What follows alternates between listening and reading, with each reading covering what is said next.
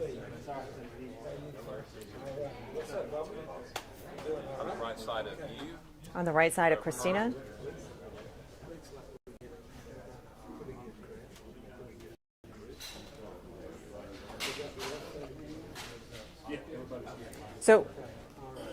So when Christina starts talking, he just needs to give a little extra room her right side. Okay. So that's when she starts talking. Okay. Just guide us through it and let us know when you need it. Okay.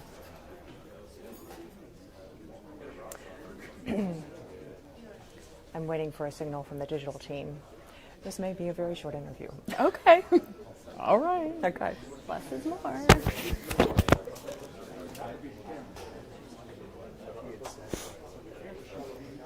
There are all kinds of moving parts here.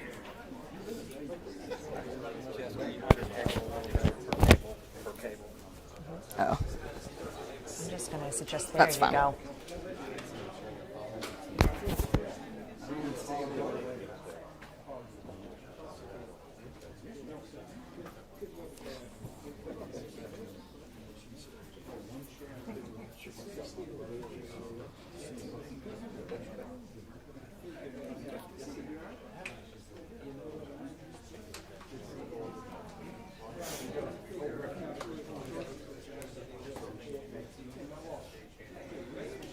Take the balance again.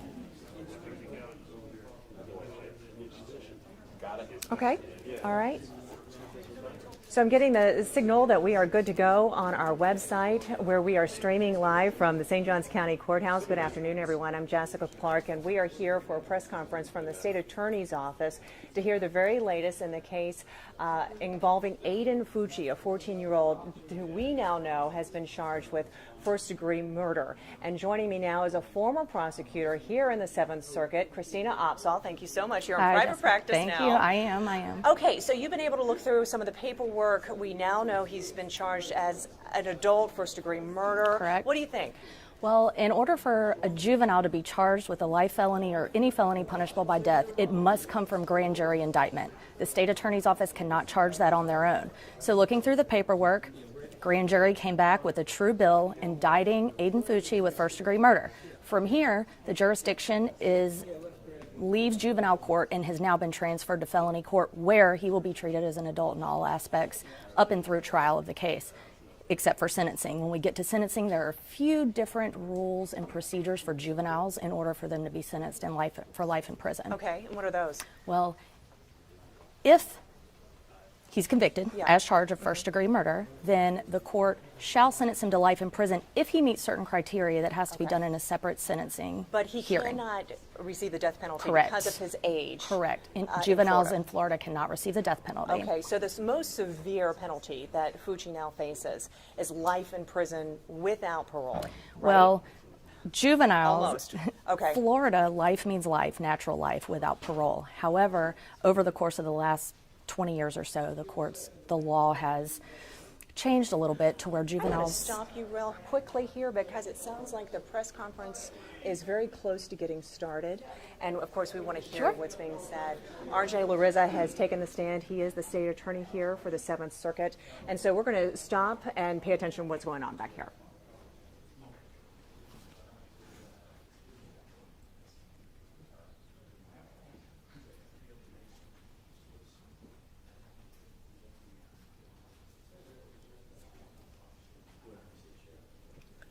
If you want to take your mic off and go listen, I have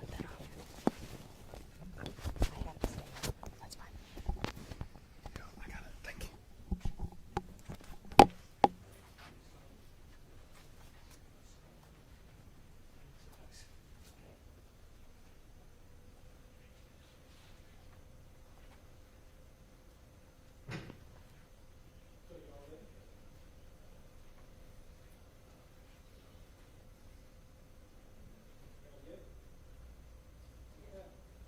Welcome everyone.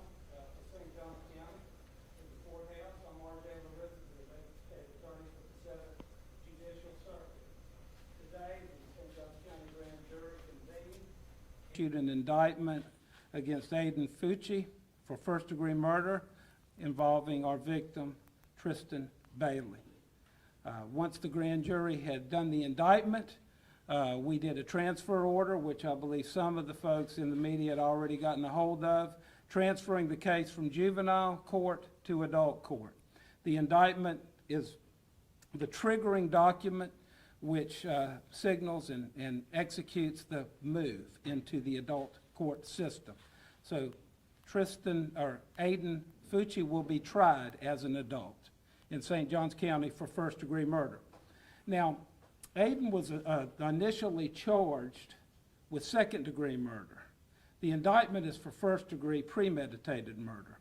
Now, some folks have asked us why, or wanted to know why we would charge premeditated murder, and also why we would choose to seek adult sanctions on Aiden, who is a 14-year-old boy. Well, we're going to talk about both of those together to give you an idea of why the decision was made to charge him as an adult, and why we believe first-degree premeditated murder is the appropriate charge. I think both of those intertwine and will explain why we did what we did. First off, I want to tell you, it brings me no pleasure to be charging a 14-year-old as an adult with first-degree murder. But I can tell you also that the executive team and I reviewed all the facts, all the circumstances, the applicable law, and it was not a difficult decision to make that he should be charged as an adult. It's a sad decision and a sad state of affairs, but it was clear to us after we looked at what happened that it was not only appropriate to charge the defendant as an adult, but it was really the only choice that we could make. Now, you've heard that our victim, Tristan, was stabbed. And I believe Sheriff Hardwick, who I'd like to say wishes he could be here today. Unfortunately, he couldn't be. But we'll have Director Skip Cole will speak for the Sheriff's Office. But to say that it was horrific could arguably be made as an understatement. The medical examiner completed an autopsy on our victim and identified confidently that there were 114 stab wounds. 114. At least 49 of those stab wounds were to the hands, arms, and the head, and were defensive in nature. The bottom line is that premeditation could be inferred, certainly, from just the sheer number of stab wounds that Tristan Bailey had to suffer. Every time that arm went back and every time that arm went down, that was premeditation. And it happened, if you times 114 by 2, that's 228. But it's not just the fact that she was stabbed 14 times, or 114 times. It's also information that we were able to glean from witnesses. The defendant made statements to several people that he intended to kill someone. He didn't say who that was, but he indicated to witnesses that he was going to kill someone by taking them in the woods and stabbing them, which are certainly the facts of this case. The defendant had a knife that he carried with him. A knife was found in the pond, very close in proximity to our victim's body. That knife had a tip that was broken off. That tip was located by the medical examiner in the scalp of our victim. The statements that the defendant made to his friends made it clear that he was considering a homicide. And I got to tell you this, it's disturbing and concerning that those statements were not, let's say, adequately or appropriately, or not taken seriously by the folks that heard them. I'm not saying that this could have been avoided, but I'm saying that it was never reported beforehand. Now, as we move forward in this case, and we continue to develop the case, we will continue to develop more evidence. Not only do we have the knife, which was identified by witnesses as they say it's his knife. It's consistent, as the medical examiner says, with the wounds that were found on Tristan's body. And it's also the description and the hilt and the wounds themselves match up per the medical examiner. Not only that, we also have DNA evidence that we have developed regarding this case. There is the defendant's DNA on the body of the victim. And there is the victim's DNA on the knife blade, on shoes that belonged to the defendant that were found in his bedroom, on a T-shirt that was found in the defendant's bedroom. And there's additional items that we are looking at now that have been sent to the FDLE lab for confirmation of blood and DNA analysis. I just want to say that I hope parents will learn something from this vicious and brutal murder. And that is that you need to know what your kids are doing and what they're saying. Because while we might not be able to stop these brutal and vicious murders from happening, we ought to at least try. And sometimes parents might be reluctant to dig into what their kids are doing. For those of you who have kids, you know that when you start wondering and asking and investigating what they're doing, you have a battle on your hands. But it's a battle worth fighting. So I hope that parents will realize that teenagers are capable of things we have never imagined they could be. And this case is an example of that.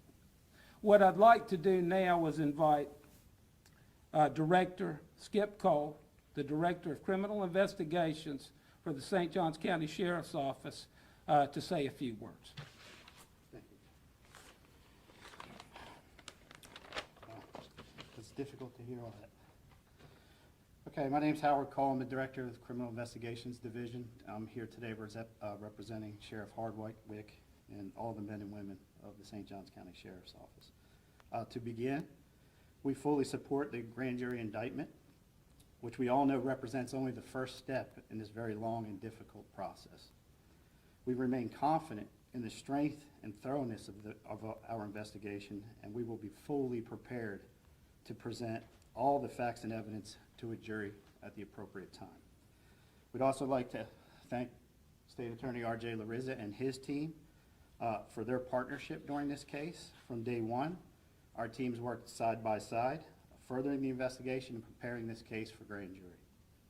Even though this case is now being transitioned to the State Attorney's Office, our detectives will continue to investigate all leads and evidence to the fullest.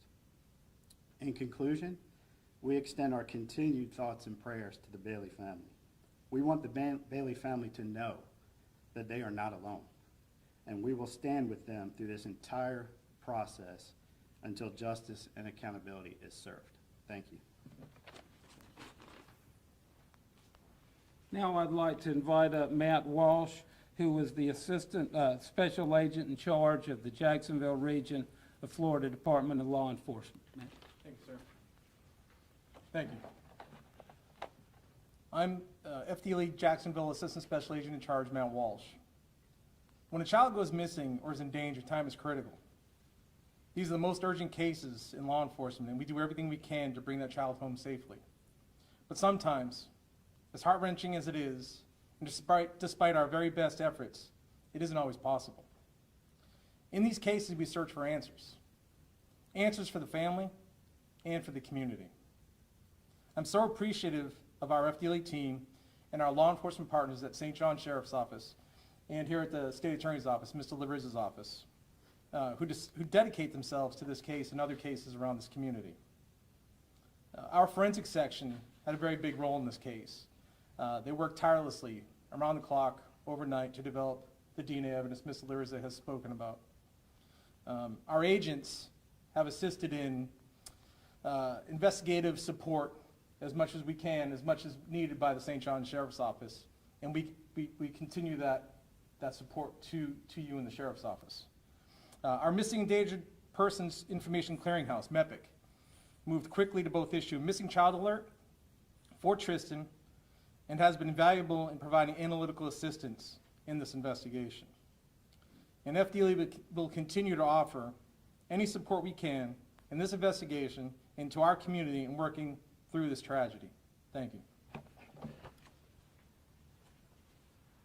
I'd like to also acknowledge the Sheriff's Office, and there were a bunch of folks involved in this investigation, but the case agent was Corporal Hannon, Kurt Hannon, and he's done an excellent job running the investigation and working with our team. And the Sheriff's Office. Cases like this, look, there was video surveillance, there was DNA collected almost immediately. The deputy who responded at the scene to begin with, because remember, this started as a missing persons. Nobody knew what we really had for a while, but if it weren't for that deputy that responded, it could have been a lot longer before we actually were able to figure out exactly what we were dealing with here. And FDLE, folks, you know, testing DNA takes time. I mean, usually it could take months to get the DNA results back.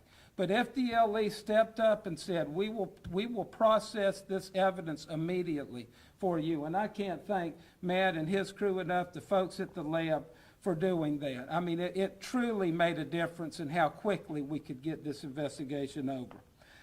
Also, I'd like to say, and this is really involving the Bailey family. I've met with them twice. They are wonderful, courageous, strong people. And I'll tell you, they're going to need all the courage and strength they can as we go through this process. You know, the juvenile system is not equipped for cases like this. The juvenile system, the maximum time that the defendant could spend in the juvenile system would be 21 till he's 21, and he'll be 15 this year. That is not adequate. That is not adequate or appropriate for what happened here. Additionally, the family has been receiving or has been made aware of comments on social media and threats. I want to tell y'all something. Law enforcement and the state attorney's office will be investigating any and all threats on social media for possible criminal charges. And I want folks to know the family needs your help. They need your support. If you can't give them that, then you should keep your mouth shut. And you shouldn't be using social media as a platform to exploit this terrible and horrific crime that we are now prosecuting. We should all be sad about what happened, and we should all be prepared to stand up and stand with the Bailey family as we work our way through this process. Because I'm telling you, folks, the criminal justice process is not friendly to victims and their families. It is a difficult process to go through, and the Bailey family is going to be going through it for years. So please keep that in mind. You folks out there who want to support the Bailey family, please do. Those of you who don't, be careful. Be careful about what you say and do. Now, I'd like to open it up for questions if anybody has some. Yes, sir. Mr. Larissa, I can tell with just your demeanor, having seen you speak on cases before, have you ever dealt with anything like this? Has your team ever dealt with anything like this? Well, certainly not the number of stab wounds. And I mean, it's a 14-year-old that is the defendant and a 13-year-old girl who's the victim. I mean, I'd have to say no. I have not before today. Yes, ma'am. Did the surveillance video show any signs of struggle between the two? We don't, well, there's a lot of surveillance video. There's surveillance video from when Tristan and Fucci leave, where they were together and walked down the road. There's several different places. We all know folks have ring videos and other types of videos now. And that there was no signs of any struggle based on those videos. We certainly don't know. We can't see what happened at that point, but we know the result. So there certainly was a struggle. There were defensive wounds on this poor young lady, and she was fighting for her life. And it's just sad that we even have to talk about that. Yes, ma'am. Any indication at this point in your investigation of whether Mr. Fucci may have been suffering from mental health conditions or was seeing a counselor for those kinds of issues? No. No. Yes, Sure. yes, ma'am. The police report that was just released said that Fucci struck Tristan. Did he admit to stabbing her? We're not going to talk about any confessions, if there were any. But what I can tell you is that there are no statements that I'm aware of made by the defendant where he confesses to the crime. Okay? You know what led up to them getting together that night? Was he texting her, asking to hang out? Were they having any arguments at all? These kids, you know, they're teenagers, and they have their groups and they hang out. And so it was started out as just a few kids getting together and hanging out. But it didn't end that way.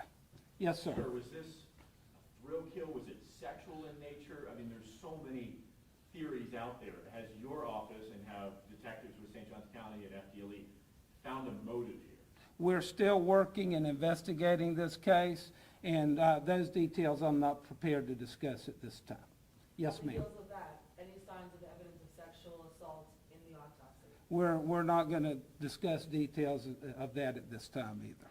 Yes, ma'am. What kind of pressure did you feel from the community to charge him as an adult? I know you guys got a lot of calls and emails. How many did you get?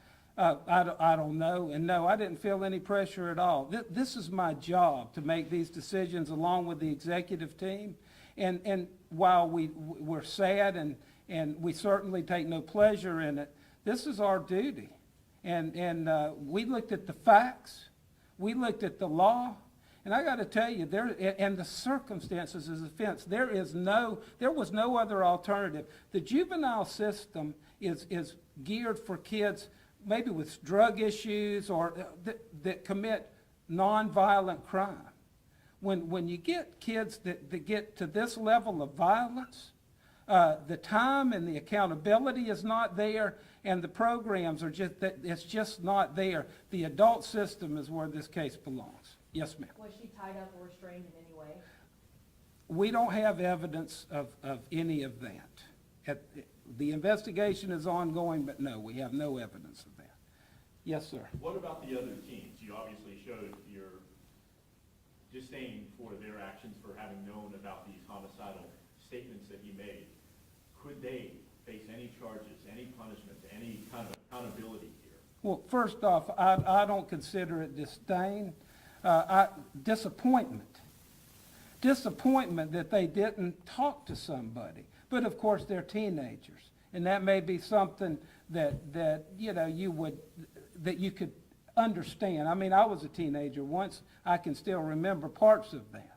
But what I will say is, no, at this point, there's no evidence that we're aware of that would indicate that any of the kids that were involved, as far as friends who had testimony or evidence, had anything to do with the homicide or in any way have any criminal responsibility. Yes, ma'am. Mr. Fucci being transferred already to an adult facility. Can you tell us what facility that is, and will he be held at that same facility pending trial? I can't. That's a decision for the sheriff's office, and I think Sheriff Hardwick, along with the directors, they will make that decision about where he will not stay in Volusia County. I'm fairly certain of that. Has he already been transferred as we speak? I don't think so. I think we'll try to get some information to you about a first appearance. I think we will have that for you, maybe even as early as this afternoon, so that if you would like to try and attend or zoom into it, that you could do that. Yes, ma'am. So will he not be coming to St. Johns County? He might go somewhere else? At this point, that's still being determined. What we'll do is we'll find out where he's going to be and when, and we'll let you know. We'll notify you. Okay? Yes, sir. And will he be kept, and this might be for Director Cole, will he be kept by himself because of the notoriety and the horrificness of this case? Juveniles are kept separately, typically from adults, even in adult county and state facilities, so that they have protocols for that. And if he's held in the St. Johns County Jail, they have their protocols. If he's held in another facility, not run by the sheriff's office. They'll have their protocols, but he will be separated. Yes, ma'am. Has Fucci showed any remorse? There's video that I think y'all have access to, you've seen. I think that answers that question. Yes, ma'am. Do you believe that life in prison without the possibility of parole is appropriate sentence for this? Well, first off, let me say I think it would be, but that's not the case for the defendant. He could receive a life sentence. He could receive less because of the Graham-Miller decisions from the United States Supreme Court saying that it would be cruel and unusual punishment to have a minor sentenced to life without the possibility of parole. The irony there is, what about what happened to Tristan? Would you consider that cruel? I certainly would. But the bottom line is that he will be eligible for, if he got a life sentence, that's the first if, he would be eligible for a review at 25 years. And at that point, a judge could decide either to reduce his sentence, leave it the same, or release him. But he will get the benefit of a generous consideration or accommodation simply because he was not 18 years old at the time. Yes, ma'am. Is there any indication that he was under the influence at the time of the crime? I don't believe so. Yes, ma'am. Will there be another first appearance? If so, when? There will be a first appearance. Not sure when, probably tomorrow, but what I said is we will get you that information. I'll ask Mr. Shorstein, our PIO, to make sure all of you are notified so that if you want to be there or at least Zoom in that you can, okay? Yes, sir. Mr. Larizza, if this case were to go to trial, could it be tried here, in your opinion, here in St. Johns County? Well, I don't know. We'll just have to wait and see. The attempt is always made to try it in the jurisdiction where the crime occurred. And the judge makes the ultimate determination about whether or not to transfer venue. The defense may ask for a change of venue, but typically in my experience, the judge will attempt to do it in the jurisdiction where it occurred first. And if that doesn't work, then pick another jurisdiction. Yes, ma'am. Yeah. You said that these were kids hanging out. Do we have any indication that they were linked romantically in some way, either before that night or as of that night? We're continuing the investigation, not prepared to really talk about that today. Yes, ma'am. Do you know if Tristan was his target? We heard a rumor that he was trying to lure other girls into the woods that night. Do we know if she was specifically who he intended that night? We have no information that he had specifically targeted her. The information we have is that he had told friends that he was going to kill someone and that it was imminent within the next 30 days or within the month. And he talked about that to some of his friends several times. But there was never a specific individual identified. And at this point in time, the sad reality is this could have been simply a case of the wrong place at the wrong time. So did he Yes, ma'am. try and bring other girls out that night? We have no information in that regard. No, ma'am. Yes, sir. Does he have a criminal history? We can't see his juvenile records. Can We- you tell us about his past? Well, juvenile records are confidential, but no, he didn't. What about at school? Did he have any misbehaviors at school, getting in fights with kids at school? I'm not prepared to discuss that at this time. Jessica? The weapon that was found, was it like a pocket knife that you would carry around on a regular basis? It was your typical folding buck knife. Buck knife. Buck knife, yes, ma'am. Buck knife. Like for hunting? Well, some people use them for hunting. They have multiple uses, I would suspect. Was his family aware that he carried around that knife? Can't answer that question for you. Don't know. Folks? Are they cooperating with you, his parents? We have gotten a lot of witnesses that are cooperating, and that's about as far as I'm prepared to say at this time. Okay? Folks, I appreciate y'all being here. I appreciate your patience. Again, I want to thank FDLE and the Sheriff's Office, and thank you for taking the time to spend a little time with us here today. Thank you. All right.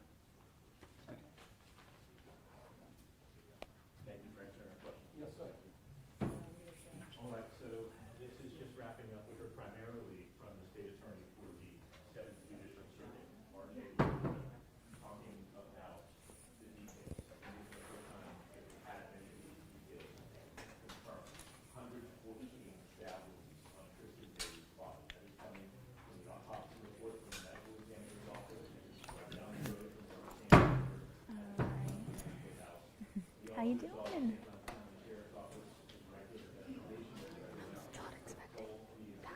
I know. Are you guys done with my shot? Which one you guys are? 4? All right, thank you. First Coast? First Coast. First Coast?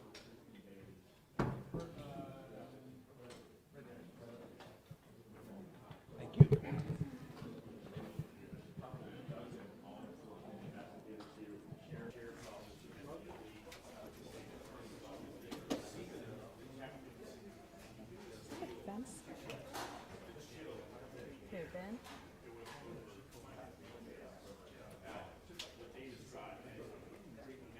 Well, just as you were saying, the nature of the attack, the nature of the murder, the number of stab wounds, that I think is what surprised so many of us here in the room.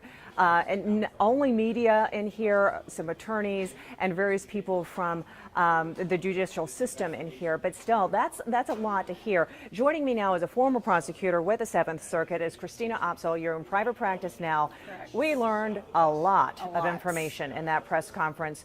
And what struck you? Well, I think Mr. Larissa kept it to the concrete facts, to the physical evidence, to the forensic evidence with the DNA, the amount of stab wounds establishes why they believe this is appropriate for a first-degree murder and premeditation charge. So in taking it to a grand jury, the grand jury ultimately decides whether it's first-degree murder, and premeditation is the key to that. Ultimately, if he goes to trial, that will be a jury question. But you heard from Mr. Larissa the statements he made to other witnesses before that he was intending to kill someone that night, that he did have a knife on him. He took it out there. He got her into the woods. We don't know the details about how.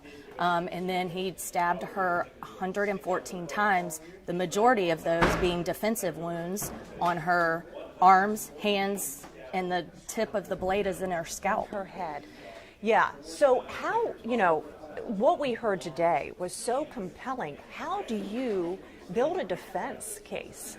Well, I think there is a ton of evidence. There are a ton of witnesses involved in this, and we know from what the sheriff's office had previously released, there were dive teams, there are several different crime scenes. There's his house, there's her autopsy, the body, there's the pond where they were searching. So there's so many different crime scenes. A defense is going to look at whether or not those searches are valid, whether or not constitutional issues were upheld, whether his rights were upheld. There's a confession, too, which typically the state is not going to get into right now. Anyway, that's normal. However, were the appropriate steps taken to ensure Mr. Fucci's constitutional rights were upheld? And the defense will start to look at whether or not there are any legal defenses to any of this evidence. Can they chip away at any of it that it wouldn't be admissible? At the same time, because he's a juvenile in the state of Florida, he cannot be sentenced to life without parole as a normal adult would. He is eligible for life after a special sentencing hearing where the judge would determine the nature and circumstances of the crime, the atrociousness of it, his background, whether or not his maturity is on a level that he understood the nature and consequences of it. All of that is then factored in. All of that is factored in at a sentencing hearing in order to determine if life in prison is appropriate for this particular case. So a lot of people then wondering, where is he going to go now? He's in Volusia County, will be, we think, brought up to St. Johns County. However, we both know that in St. Johns County, currently, there is no place for juveniles to be housed, correct? Correct. And he will be housed in adult jail. However, it's going to be up to, in this case, Sheriff Hardwick ultimately will have the custody. But there are a lot of interagency agreements between other law enforcement agencies, other facilities, that they can typically be housed somewhere else if they cannot find anywhere in St. Johns County to house them. When you hear the information that we learned today about the nature of the murder, and then we hear that R.J. Larissa, the state attorney, says, this was not a difficult decision when you hear what happened. However, there was a lot of pressure on the state attorney's office to charge Fucci as an adult. Is that atypical, not typical? Not to this extent. I don't think any one of us in this community have seen something in recent years anyway. Yeah. I mean, you worked at the state attorney's I office. was there for over 11 years. I prosecuted juveniles. I direct filed many juveniles as an adult. And a lot of times the factors to consider is there appropriate time for the juvenile court to have jurisdiction to appropriately address whatever the issues are with that particular child? Yeah. More violent crimes, obviously you're going to rely on the victim's family as well. Is there enough time with their jurisdiction? They only have jurisdiction for until the child is 19, in some cases the most severe 21 years old. As Mr. Larissa said, you've got 6 years of jurisdiction if he stayed in juvenile court, which Right. what programs is he going to go to appropriately address it? So I think ultimately it's a grand jury decision, though. Yes. So Mr. Larissa can't make that on his own. He presents the evidence. A grand jury is made up of 15 to 21 people, and their sole responsibility is to determine whether or not there's probable cause that exists to charge someone with a crime. They do not determine if he's guilty or innocent, just is there enough evidence to charge him? And later, a trial jury will determine his guilt or innocence. Okay. And the grand jury is given, the state attorney's office will go in. The defendant is not there cross-examining people. It is strictly just usually the case agent, any other evidence And that's such typically as what it is. Exactly. Yeah. Christina Opsahl, thank you so much, a Yes. former prosecutor here in St. Johns County and all the other counties that are in the 7th Judicial Circuit. We will be talking with you throughout the evening on our newscast, but for now, we're going to send things back into you. Oh, we have a question. Sure.